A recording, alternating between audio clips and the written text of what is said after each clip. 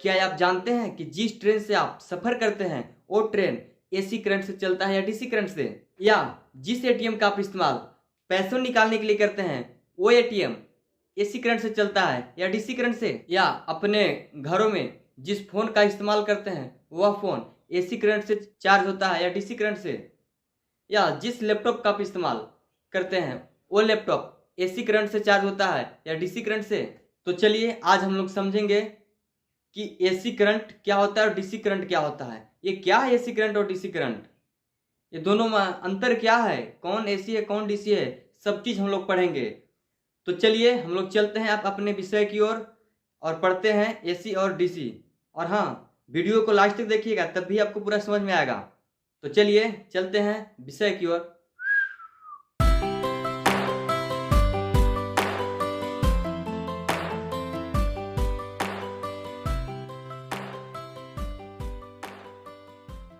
तो आइए हम लोग समझते हैं। पहले एसी को देखते हैं। एसी का फुल फॉर्म होता है अल्टरनेटिंग करंट, इसको हिंदी में बोलते हैं प्रत्यावर्ती धारा। वहीं पे डीसी को देखते हैं। डीसी का फुल फॉर्म होता है डायरेक्ट करंट, इसको हिंदी में बोलते हैं दिष्ट धारा। अब हम लोग एसी का परिभाषा देखेंगे। प्रत्यावर्ती धारा वह धारा है जो विद्युत परिपथ में अपनी दिशा बदलती रहती है। भारत में सभी घरों में प्रयुक्त प्रत्यावर्ती धारा की आवृत्ति 50 हर्ट्ज होती है, अर्थात यह 1 सेकेंड में 50 बार अपनी दिशा बदलती है। एसी का ये परिभाषा हो गया। इसमें हम लोग क्या समझे, इसमें यही बता रहा है कि जो एसी जो होता है अल्टरनेटिंग करंट, ये एक दिशा में नहीं चलता है, यह दिशा बदलते रहता है। यहाँ पे देखिए इसका सिंबल है, ये क्या हो रहा है, कभी ऊपर कभी नीचे, कभी ऊपर कभी नीचे, कभी ऊपर कभी नीचे, ये दिशा बदलते रहता है। हर्ट्ज का मतलब होता है कि मतलब कितना बार ये ऊपर नीचे हो रहा है, अर्थात है ना, इसका मतलब 1 सेकेंड में 50 बार दिशा बदलती है। यह 1 सेकेंड में 50 बार ऊपर 50 बार नीचे से दिशा बदलता है। तो आप समझ गए ऐसी। वहीं पे अब हम लोग डीसी को समझते हैं। डायरेक्ट करंट मतलब दिष्ट धारा, इसका परिभाषा देख लेते हैं। दिष्ट धारा वह धारा है जो सदैव एक ही दिशा में बहती है। ये क्या हो रहा है, डीसी में एक ही दिशा में बहता है और एसी में क्या हो रहा था, वह अपने दिशा को बदल रहा था। यहाँ पे दिशा को बदल रहा था एसी, और डीसी क्या कर रहा है कि एक ही दिशा में सदैव चलता है डीसी। ठीक है, इसका सिंबल देख रहे हैं ना, इस एक ही दिशा में चलता है, सीधा जाएगा।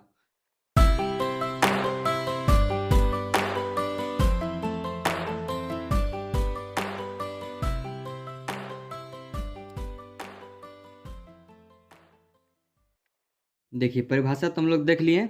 अब हम लोग सिंबल भी देख लिए कि एसी का सिंबल ये होता है और डीसी का सिंबल ये होता है। अब हम लोग देखेंगे कि एसी का खोज किसने किया। एसी का खोज निकोला टेस्ला ने किया।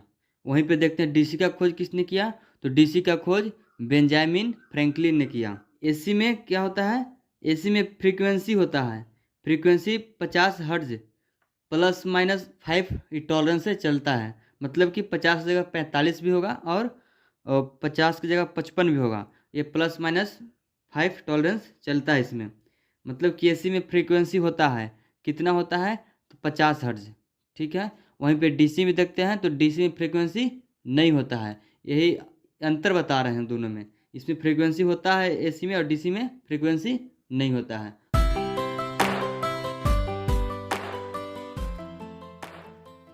चलिए एसी को देखते हैं। एसी में फेस और न्यूट्रल होता है। एसी में क्या होता है, इसमें फेस और न्यूट्रल होता है। वहीं डीसी में देखते हैं तो डीसी में प्लस और माइनस होता है। डीसी में क्या होता है, डीसी में प्लस और माइनस होता है। और एसी में फेस और न्यूट्रल होता है। चलिए आगे देखते हैं। एसी कहाँ से मिलता है, एसी हम लोग को, तो एसी हम लोग को ट्रांसफार्मर और जनरेटर से मिलता है। कहाँ से मिलता है एसी, एसी हम लोग को ट्रांसफार्मर और जनरेटर से मिलता है। वहीं पे देखते हैं कि डीसी, तो हम लोग को डीसी कहाँ से मिलता है, तो यह बैटरी से मिलता है। डीसी कहाँ से मिलता है, बैटरी से मिलता है। एसी को स्टोर नहीं किया जा सकता है, एसी को हम लोग स्टोर नहीं कर सकते हैं। वहीं पे डीसी को देखते हैं तो डीसी को स्टोर किया जाता है। समझ में आ रहा है ना सभी का, हम तुलना कर रहे हैं, फर्क कर रहे हैं। तो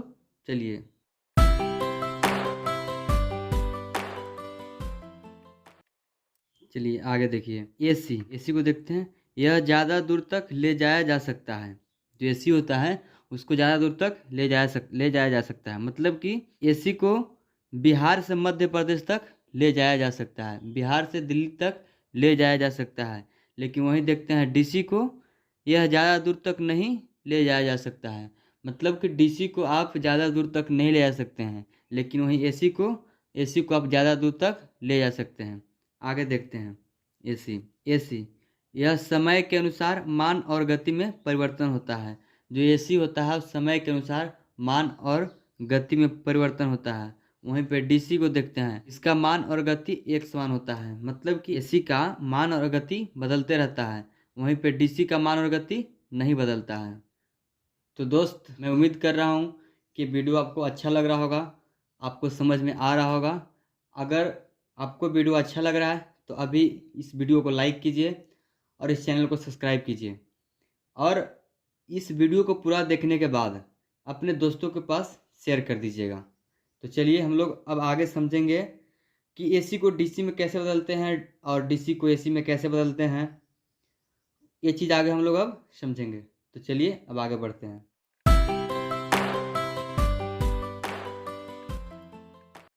तो देखिए समझेंगे हम लोग, एसी को डीसी में बदलने के लिए हमको क्या चाहिए, रेक्टिफायर, दिष्टकारी। वहीं पे देखते हैं कि डीसी को एसी में बदलने के लिए हमें क्या चाहिए, इन्वर्टर। देखिए एसी को डीसी में हमको क्यों बदलना पड़ता है, रेक्टिफायर के द्वारा। क्योंकि हमको मोबाइल चार्ज करना होता है, लैपटॉप चार्ज करना होता है, टॉर्च चार्ज करना होता है और इत्यादि। तो हमको जो चीज़ हमको डीसी से चार्ज करना है, तो मेरे पास डीसी नहीं है, तो हमको कैसे होता है, रेक्टिफायर के द्वारा एसी को ही मेरे पास एसी करंट है लेकिन मोबाइल चार्ज करना है, तो कैसे करते हैं हम लोग, मोबाइल चार्ज डीसी से होता है, तो डीसी से कैसे करते हैं, तो हम लोग एक लेते हैं रेक्टिफायर। मैं आपको दिखाता हूँ रेक्टिफायर। देखिए आप देख पा रहे हैं ना, ये क्या है, यह चार्जर है, इसको अडेप्टर बोलते हैं, इसको केबल बोलते हैं। तो इस चार्जर में क्या आता है, इसमें अडेप्टर में क्या आता है, तो ये देख रहे हैं ना, ये दो, ये और ये बोर्ड में लगता है। तो बोर्ड में क्या होता है, बोर्ड में एसी आता है करंट, उसमें 220 वोल्ट आता है बोर्ड में, और बोर्ड से यही रेक्टिफायर है, ये रेक्टिफायर का काम यही करता है, यही रेक्टिफायर इसको बोलेंगे। और ये क्या करता है, एसी को डीसी में कन्वर्ट करके हमको इसमें डीसी देता है, जिससे कि मेरा मोबाइल चार्ज होता है। समझ पा रहे हैं ना। उसी प्रकार लैपटॉप होता है, तो लैपटॉप में भी यही होता है, उसमें रेक्टिफायर होता है जो कि बोर्ड से एसी आता है, लेकिन रेक्टिफायर उसको डीसी में कन्वर्ट करके और मोबाइल चार्ज करने के लिए, लैपटॉप चार्ज करने के लिए, जो भी डीसी वाला आइटम चार्ज करना है वो चार्ज करने के लिए मिलता है। और डीसी को एसी में बदलने के लिए इन्वर्टर चाहिए। मेरे पास बैटरी है, कौन सा बैटरी है, तो बैटरी में डीसी होता है सप्लाई, तो डीसी मेरे पास बैटरी है, लेकिन हमको पंखा चलाना है, बल्ब, वो डीसी बल्ब नहीं है मेरे पास, एसी बल्ब है, तो उसको हमको जलाना है।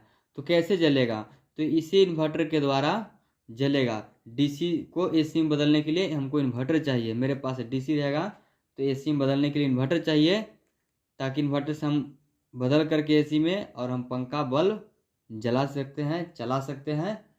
और आपको मैं भी आगे दिखाऊंगा कि कैसे एसी से डीसी में और डीसी से एसी में बदलता है, आपको हम फिगर के साथ आगे समझाते हैं। तो चलिए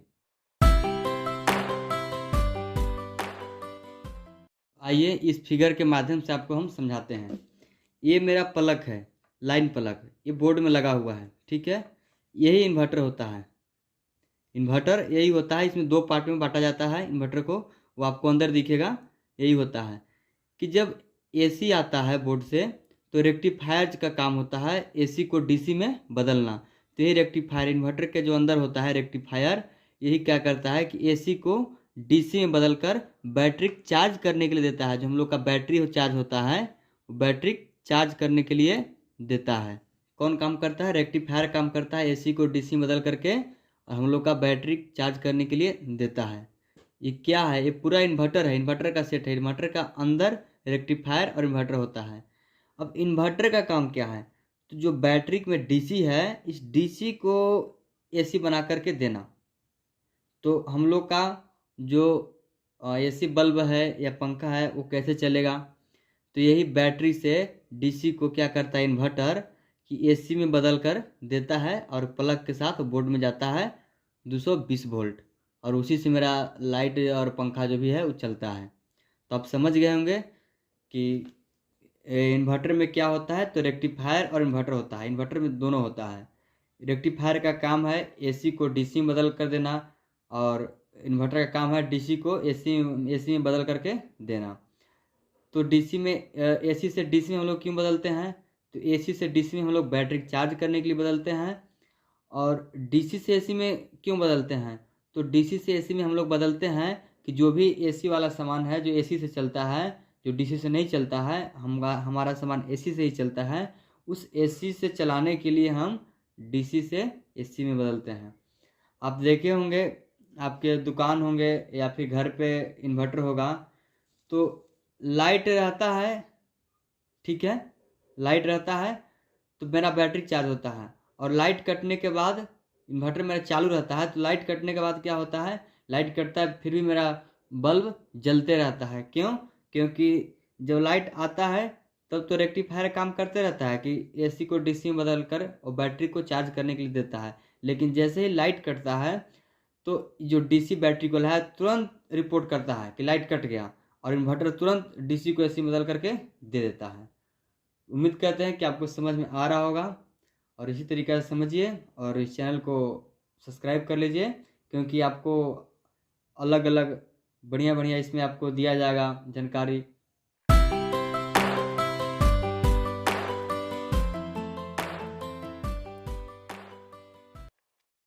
चलिए फ्रेंड्स, थोड़ा सा और हम लोग समझ लेते हैं। इन्वर्टर जब आप मार्केट में लेने जाइएगा तो इन्वर्टर लेते समय क्या देखना है आपको? तो इन्वर्टर लेते समय आपको देखना है वाट। क्या देखना है? वाट देखना है। और मोबाइल की बैटरी लेते समय एमएएच देखना है।